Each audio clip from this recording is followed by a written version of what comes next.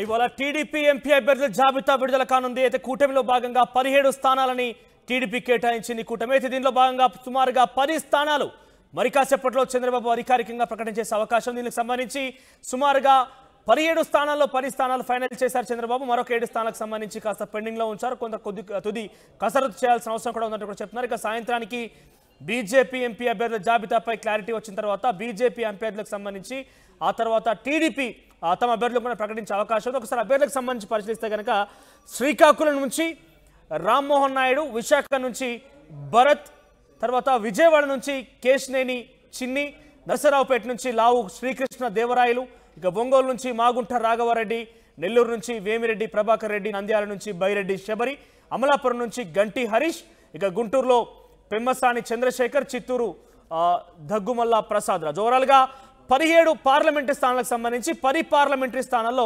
Chandrababu final చేశారు. దానికి సంబంధించి ఆర్టీ స్క్రీన్ పైన ఎక్స్క్లూజివ్ చూస్తున్నారు. మరోసారి చెప్పే ప్రయత్నం చేస్తే కనుక ఇక 17 స్థానాల్లో సుమారుగా 10 స్థానాలు కేటాయించడం జరిగింది. దాంట్లో శ్రీకాకుళం నుంచి రామ్మోహన్ నాయుడు, ఆ తర్వాత మరొక 7 స్థానాలకు సంబంధించి కొంత కసరత్తు చేస్తున్నారు. ఈరోజు సాయంత్రానికల్లా తుది జాబితా విడుదలయ్యే అవకాశం కూడా ఉంది. దాంట్లో 10 స్థానాలకు సంబంధించి ఒకసారి మనం కూలంకషంగా మాట్లాడుకుంటే కనుక ఒంగోలు నుంచి మాగుంట రాఘవరెడ్డి, నెల్లూరు నుంచి వేమిరెడ్డి ప్రభాకర్ రెడ్డి, తర్వాత అమలాపురం నుంచి గంటి హరీష్, గుంటూరు నుంచి పెమ్మసాని చంద్రశేఖర్, చిత్తూరు నుంచి దగ్గుమల్ల ప్రసాద్ రాజు, తర్వాత ఇక 10 స్థానాలకు సంబంధించి కొంత క్లారిటీ అయితే వచ్చింది. ఈరోజు సాయంత్రానికల్లా తుది జాబితా విడుదల అవకాశం ఉంది. ఇక విశాఖ నుంచి భరత్, శ్రీకాకుళం నుంచి రామ్మోహన్ నాయుడు, నరసరావుపేట నుంచి లావు కృష్ణదేవరాయలు, తర్వాత విజయవాడ నుంచి కేశినేని చిన్ని, నంద్యాల నుంచి బైరెడ్డి శబరి. మాట్లాడడం దీనికి సంబంధించి మరింత అప్డేట్స్ మా ప్రతినిధి కృష్ణమోహన్ అందిస్తారు. ఎస్ కృష్ణమోహన్, సో ఈరోజు సాయంత్రానికల్లా 17 పార్లమెంట్ స్థానాలకు సంబంధించి టీడీపీలో 10 స్థానాలకు సంబంధించి క్లారిటీ వచ్చింది. మరొక 7 స్థానాలకు సంబంధించి కొంత సస్పెన్షన్ నెలకొంది. ఈ 10 స్థానాలకు సంబంధించి ఎప్పుడు ప్రకటించే అవకాశం, చంద్రబాబుకు దీనికి సంబంధించి ఎప్పుడు అధికారికంగా వెల్లడించే అవకాశం కనపడుతోంది? ఎస్ మనోజ్, ఇప్పటి వరకు కూటమి నుంచి ఎంపీల అభ్యర్థి వ్యవహారంలో ఇప్పటి వరకు అభ్యర్థులు ఎక్కడ కూడా ప్రకటించలేదు. తెలుగుదేశం కావచ్చు, జనసేన కావచ్చు, అదేవిధంగా బీజేపీ కావచ్చు, వీళ్ళందరూ కూడా ఎంపీల 25 స్థానాలకు సంబంధించిన వ్యవహారంలో నంబర్ అయితే పొత్తు చేసుకున్నారు. కానీ అభ్యర్థులు ఏ స్థానాల నుంచి ఎవరు పోటీ చేయాలనే మీద చాలా వరకు కసరత్తు అయితే జరిగింది. దాదాపుగా ఈరోజు సాయంత్రానికల్లా బీజేపీ అనుకున్న లిస్టు ప్రకారం తన ఎంపీల స్థానాలని అభ్యర్థులను ప్రకటించే అవకాశం చాలా వరకు ఒక క్లారిటీ వచ్చింది. దీంతో అంటే చంద్రబాబు నిన్న సాయంత్రం నుంచి నిన్న మధ్యాహ్నం ఇక్కడి నుంచి వెళ్ళి హైదరాబాద్లో కూర్చున్నప్పటికీ కూడా హైదరాబాద్లో బీజేపీ నేతలతో అందరితో కూడా కొంత చర్చలు జరిగాయి దీనికి సంబంధించి. అలాగే జనసేన సంబంధించి కూడా వ్యవహారాలు కూడా జనసేనకి 2 స్థానాలే కాబట్టి మిగిలిన స్థానాలకు సంబంధించి కొంత చర్చ అవుతుంది. జనసేన వ్యవహారంలో క్లారిటీ ఉంది. కాకినాడ తర్వాత మచిలీపట్నం ఈ 2 క్లారిటీ ఉంది. కానీ బీజేపీ తెలుగుదేశం మధ్య మిగిలిన 23 స్థానాలకు సంబంధించి ఎంపీ స్థానాల్లో కొంత క్లారిటీ రావాల్సిన నేపథ్యంలో కొంత క్లారిటీ వచ్చిందనేది కొంత స్పష్టత వస్తుంది.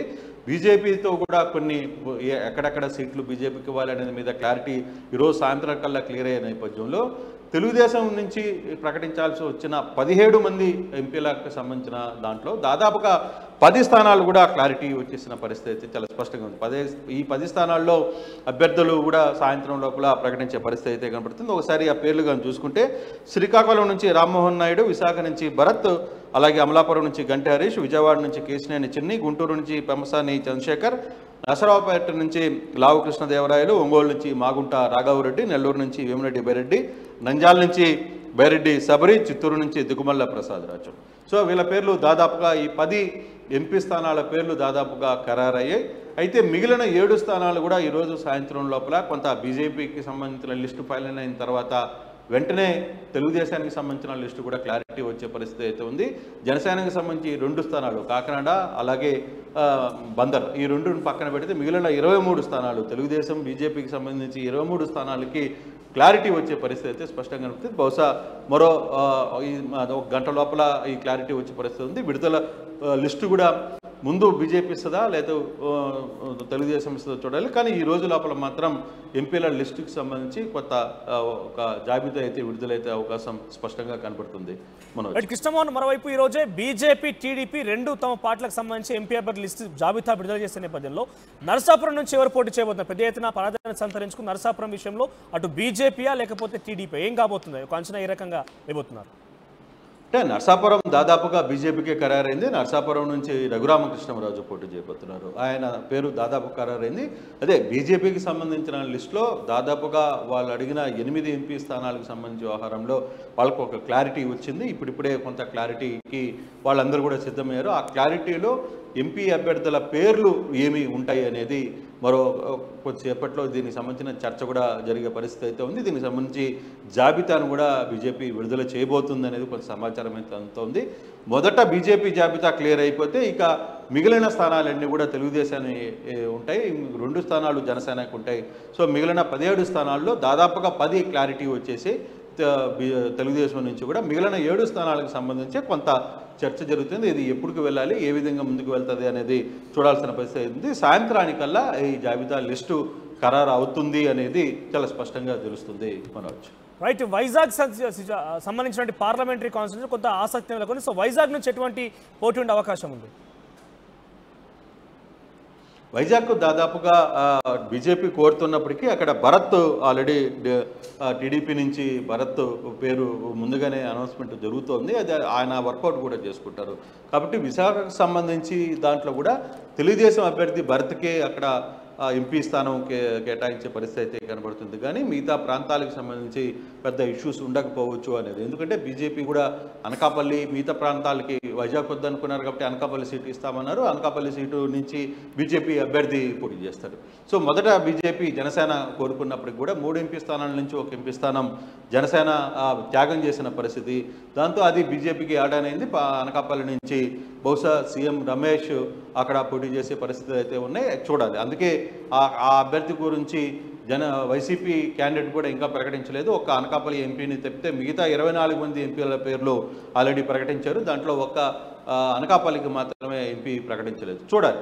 అంటే ఈ ఈక్వేషన్స్ ఈరోజు బీజేపీ లిస్టు దాదాపుగా ఖరారై బయటకు వస్తే మాత్రం మిగతా లిస్ట్ అంతా క్లారిటీ వచ్చే పరిస్థితి అయితే ఉంది. మిగతా 17 ప్లస్ ఈ 2 కూడా క్లారిటీ వచ్చే పరిస్థితి అయితే ఉంది జనసేనకు సంబంధించి.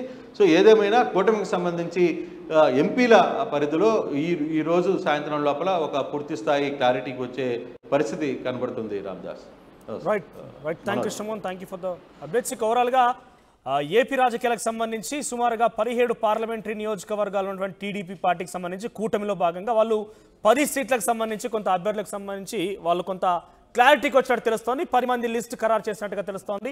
దానిలో సంబంధించి శ్రీకాకుళం నుంచి రామ్మోహన్ నాయుడు, విశాఖ నుంచి భరత్, విజయవాడ నుంచి కేశినేని చిన్ని, నరసరావుపేట నుంచి లావు కృష్ణ దేవరాయలు, తర్వాత ఒంగోలు నుంచి మాగుంట రాఘవరెడ్డి, నెల్లూరు నుంచి వేమిరెడ్డి ప్రభాకర్ రెడ్డి, నంద్యాల నుంచి బైరెడ్డి శబరి, అమలాపురం నుంచి గంటి హరీష్ బాబు, గుంటూరు నుంచి పెమ్మసాని చంద్రశేఖర్, చిత్తూరు నుంచి దగ్గుమల్ల ప్రసాద్ రాజు. ఓవరాల్గా 17 పార్లమెంటరీ సెగ్మెంట్కి టీడీపీ కేటాయించడంతో దాంట్లో కేవలం 10 మందికి సంబంధించి కొంత క్లారిటీ అయితే వచ్చింది. మరొక 7గురికి సంబంధించి కొంత ఉత్కంఠ కొనసాగుతుంది. కొంత తుది కసరత్ చేసే అవకాశం కూడా ఉంది. అయితే ఈరోజు సాయంత్రానికల్లా బీజేపీ టీడీపీలు 2 కూడా తమ పార్టీలకు సంబంధించిన పార్లమెంట్ అభ్యర్థుల యొక్క జాబితా విడుదల చేసే అవకాశం ఉంది. సో ప్రత్యేకంగా నర్సరావుపురం సంబంధించి కావచ్చు, వైజాగ్ సంబంధించి కొంత ఉత్కంఠ రేపుతున్న నేపథ్యంలో ఎవరి అభ్యర్థి పేరు ఖరారు అవకాశంలో మాత్రం చూడాల్సిన అవసరం అవుతుంది. పైగా ఇటు మరొక 7 అభ్యర్థులకు సంబంధించి కొంత కసరత్తు కూడా నడుస్తోంది. చూద్దాం మరి టీడీపీకి సంబంధించి అభ్యర్థుల ప్రకటన ఎటువంటి ఆసక్తి నెలకొన్న నేపథ్యంలో ఎటువంటి కీలక ప్రకటన రాబోతుంది, బీజేపీ నుంచి కూడా అభ్యర్థులు ఎవరు ఉండబోతున్న ఒక అంశం కూడా పెద్ద ఎత్తున చర్చనీయాంశం అవుతుంది.